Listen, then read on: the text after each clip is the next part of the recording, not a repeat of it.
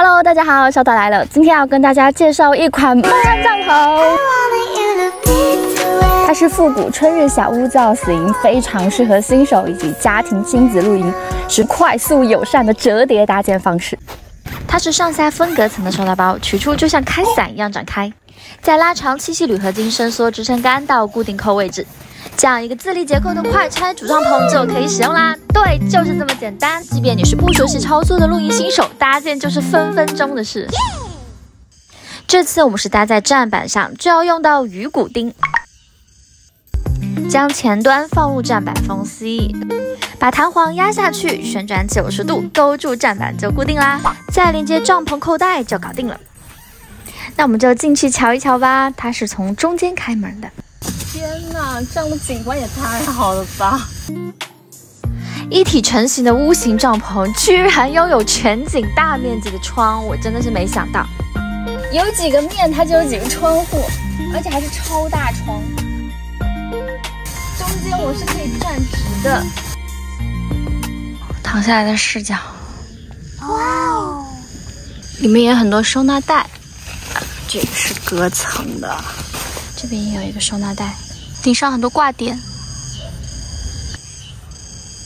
这个透气通风性不用我讲了吧？我觉得待在里面跟待在外面没两样。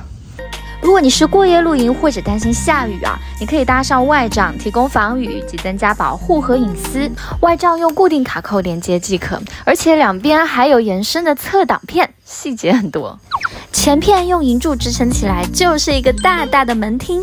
前端还有一条拉链是可以再延伸出去天幕的，另外后片也是可以架出一个门厅区域的哦，并且你如果是拉下拉链，依然可以保持里面是通风透气的哦。它有个朝下的通气口，哇，我真的是每搭一步都觉得有惊喜耶！我今天就敞开吧。门厅这样炒菜做饭就已经很好用了，当然如果你人数比较多，你就可以把天幕搭上去，一房一个大庭院，很舒服哦。这个白色的天幕你还可以当它是投影布幕哦。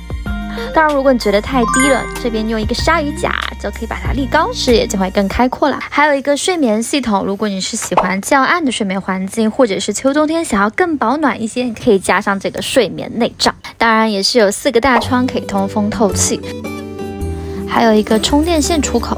我今天就不加内帐啦。 因为帐篷是4四方方的屋型的，所以即使我睡到边边，也不会有压迫感。这样宽敞明亮的全景空间，待着真的很惬意。这款 Echo Smile 萤火虫260帐篷真的让我蛮惊喜的。虽然它是一个快搭帐篷，但是一点都不含糊。就像我说的，我每搭一个板块都会感觉到它的贴心设计。 哦，它的面料我还没有讲，它是210D 加厚牛津布，防晒指数 UPF 50+，防雨3000 mm。当然，它的小屋造型也很漂亮，拍照很出片。如果是家庭亲子露营带出去，你可以很快解决这个搭建帐篷问题，不用耗费太多力气，就可以轻轻松松好好享受你们的露营时光啦。 好，你觉得这个复古园艺露营风格的小屋帐篷怎么样呢？记得留言告诉我哦，也别忘记帮我点赞、订阅、分享哦。还有更多精彩露营内容，我们下个影片见。